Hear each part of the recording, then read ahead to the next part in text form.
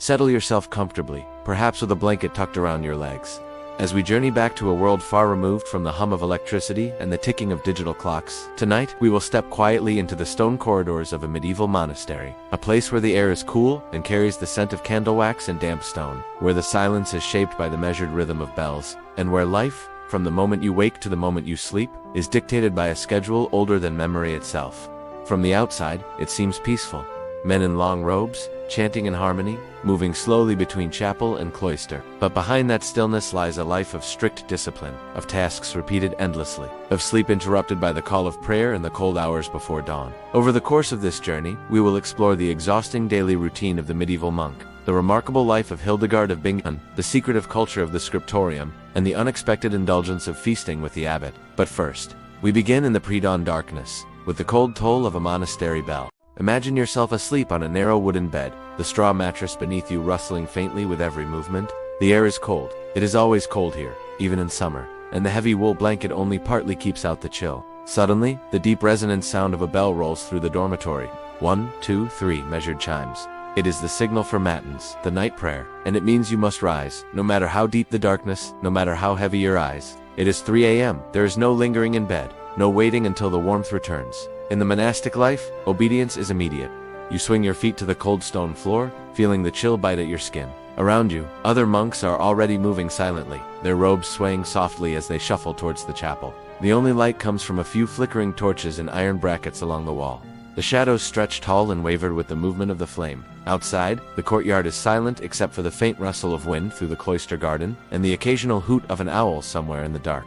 The chapel itself smells faintly of incense from the evening before. Here, the monks gather, their voices low and even, chanting the psalms in Latin. The chant is steady, without urgency, and each syllable hangs in the cool air before fading into the vaulted ceiling. Matins will last perhaps an hour, followed by lauds, the dawn prayer. By the time you return to your bed, there may be just enough time to close your eyes before the bell calls you again. This time for prime, the morning service that marks the official start of the day. From here, the hours are divided with precision. Work is as much a form of devotion as prayer. Some monks head to the fields to tend vegetables or herbs, bending over the earth in long silence. Others go to the scriptorium, where the work of copying texts is done in near absolute quiet, broken only by the faint scratch of a quill on parchment. Meals are simple: bread, pottage, perhaps a little cheese. Sometimes there is fish, but rarely meat, unless the rules have been relaxed for a feast day or an illness. Eating is done in silence, accompanied by the voice of a reader reciting from a religious text. The bell will call you again and again throughout the day, for terst, sext, nun, vespers, and finally compline, the evening prayer before bed. And so the cycle continues, each day almost indistinguishable from the last. There is comfort in the rhythm, perhaps, but also a kind of weariness that seeps into the bones. Sleep is short, work is constant, and leisure is rare. The cloisters may seem peaceful to an outsider, but for those who live within them, the days are long, the nights are short, and the discipline is unyielding. And yet, amid this rigid structure, remarkable figures emerge, people whose ideas, music, and writings shaped centuries of thought.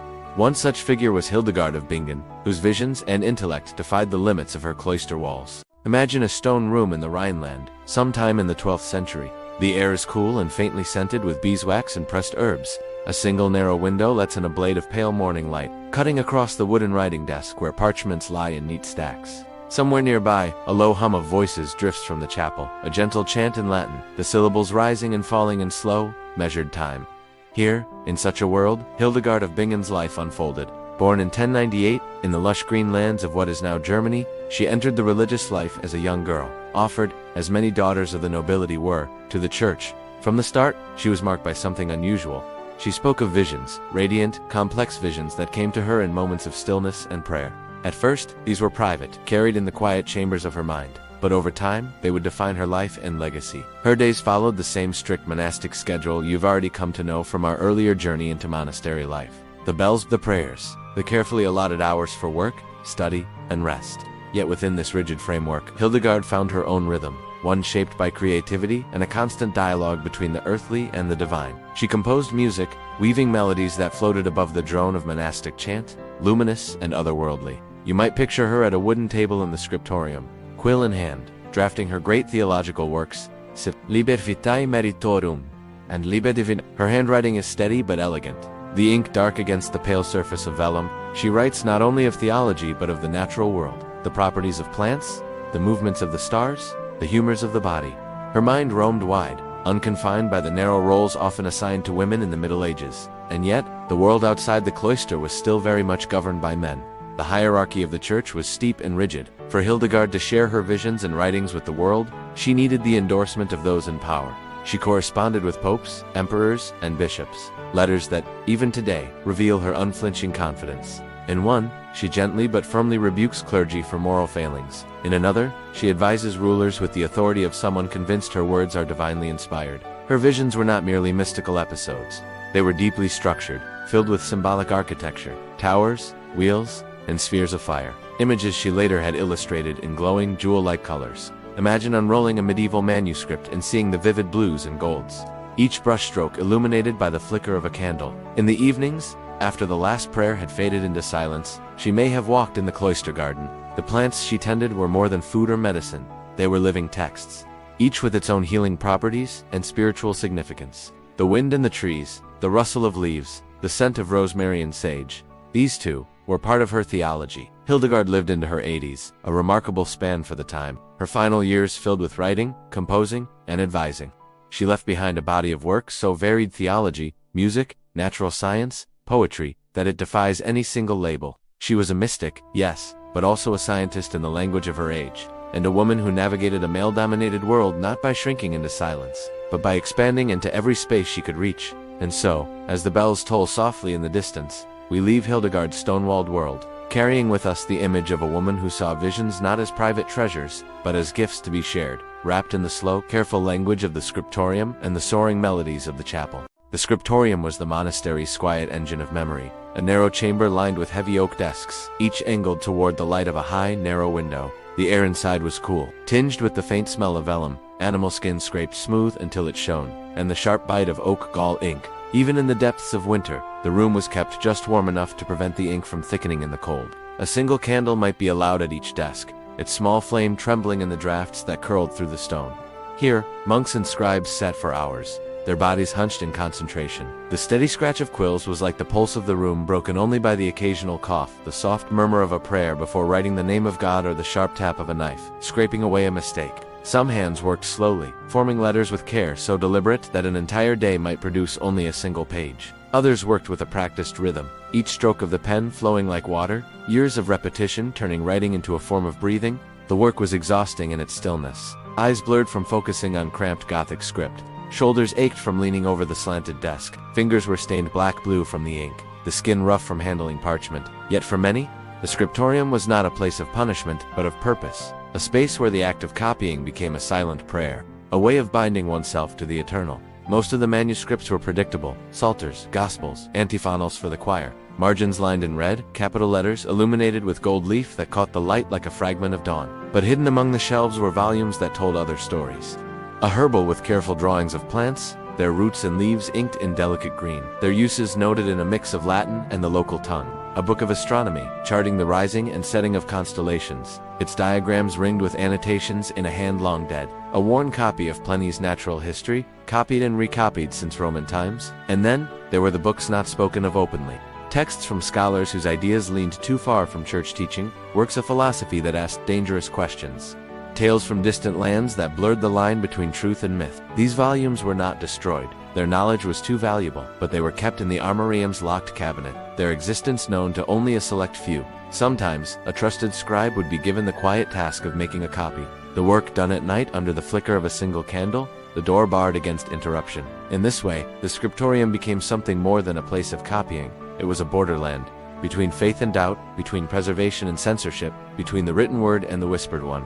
Each manuscript was a vessel, carrying fragments of human thought across centuries, surviving fire, war, and the slow erosion of time. The monks knew that what they wrote might outlive them by hundreds of years. A line inked on a cold winter morning could be read by someone yet unborn, in a place they could never imagine. And so, the pens kept moving, the pages kept turning, and the scriptorium's quiet work bound the monastery, not just to God, but to the vast unfolding story of the world. The refectory was a world away from the cold austerity of the scriptorium.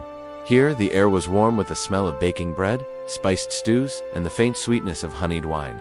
The long wooden tables gleamed with a thin coat of oil, the surface worn smooth by decades of elbows and bowls sliding across them. Above, banners of the monastery's patron saint hung between the rafters, their colors softened by candle smoke and years of feast day celebrations. On ordinary days, the meals were plain: lentil pottage, coarse rye bread, perhaps a wedge of hard cheese. Conversation was replaced by the voice of the reader, a monk standing at a lectern, reciting from scripture or the lives of the saints, while the others ate in silence.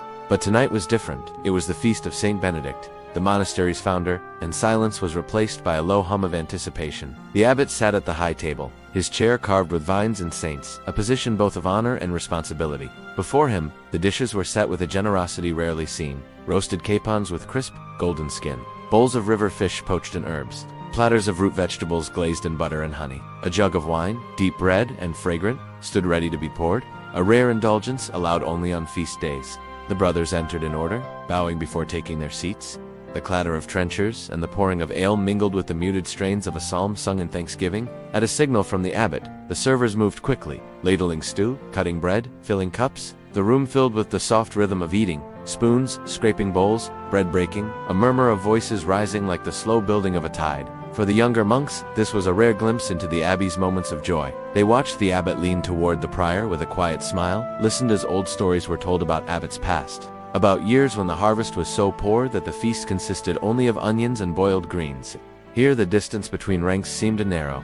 A novice might find himself sitting next to a senior brother, sharing the same loaf, the same jug of cider. The feast was not only about food, it was about remembering that the monastery was a community, bound together not just by prayer and labor, but by the simple act of breaking bread together. It was in these moments, between the solemnity of the choir and the stillness of the cloister, that the abbey felt most alive. After the meal, the tables were cleared and replaced with platters of dried figs, nuts, and small honey cakes dusted with cinnamon. The abbot offered a final blessing, his voice rich and steady, thanking God for both the bounty of the earth and the hands that had prepared it. The candles burned lower, shadows dancing on the stone walls, and one by one the brothers drifted back to their cells, their bellies warm and their spirits lightened. For the scribe who would return tomorrow to his cold desk, for the lay brother who would be up before dawn to tend the gardens, for the choir monk who would rise in the dark for vigils, tonight was a rare reminder that life even within these walls could be more than duty. It could be fellowship, it could be celebration, it could be the quiet joy of knowing you belonged to something that would endure far beyond the span of your own days. Winter in the monastery was not announced by snowstorms or fierce winds alone, but by a deepening hush that settled over the stone walls like an extra layer of frost. The cloister, that square of covered walkways circling the inner garden, became a place of almost sacred stillness. Its open arches framed a courtyard of frozen earth, the fountain at its center locked in a crystalline stillness, water trapped mid-fall. The brothers walked here with careful, deliberate steps, their breath curling in pale clouds. The sound of sandals on flagstones echoed strangely, as if the cold air itself were amplifying every movement. They clutched their woolen habits close, fingers hidden in sleeves, heads bowed, not in shame, but against the bite of the wind that snuck in through every arch in these months. The rhythm of the abbey slowed but never stopped. The bells still rang out before dawn, summoning them to vigils in the unheated chapel. The chants seemed to hang longer in the frozen air, the voices carrying further in the stillness. In the kitchens, fires burned from morning till night, their heat not enough to warm the whole monastery, but enough to give the cook's cheeks a permanent flush. The cloister garden, vibrant in summer, was now a pale sketch of itself. The lavender bushes stood dry and brittle, their fragrance long gone. The fruit trees bare, their limbs like ink lines against the sky. A few stubborn herbs still clung to life in the sheltered corners, their green leaves a small rebellion against the season's grip. Here the monks found a kind of peace. Winter offered fewer distractions from the work of the soul. No harvest to bring in, no vines to tend, no pilgrims crowding the gates. The days became a long, unbroken chain of prayer, study, and quiet labor. Even the birds seemed to understand, their songs rare and brief, as if unwilling to disturb the sacred quiet. Sometimes, in the late afternoon, the sun would break through a seam in the clouds, and the cloister stones would glow as if lit from within. The brothers would pause, if only for a moment, to feel its fragile warmth on their faces before it slipped away again.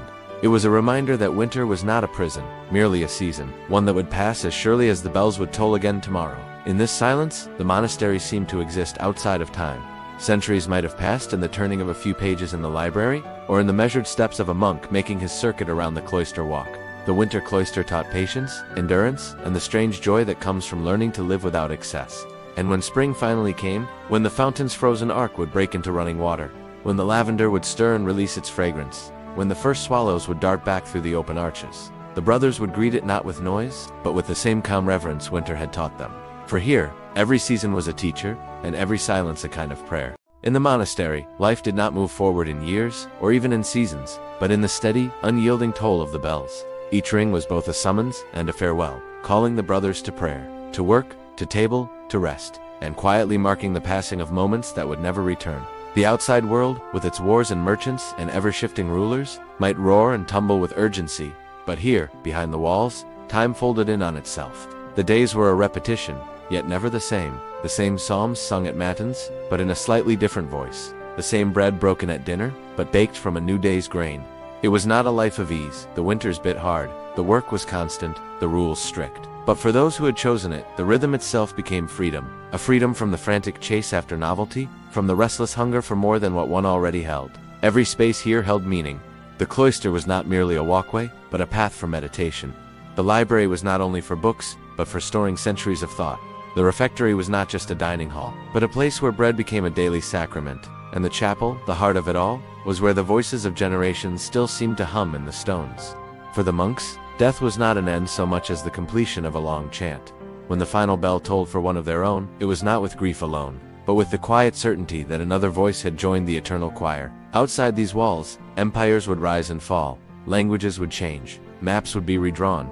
But here, in this enclosed world, time would go on being measured in the same way, by the steps between chapel and cloister, by the sound of sandals on worn stone, by the spaces between each tolling of the bell. And so, life in the monastery endured, not untouched by history, but unshaken by its storms. It was a life both narrow and infinite, where a single day could be as vast as a lifetime, and a lifetime could feel as brief and bright as the note of a bell fading into silence.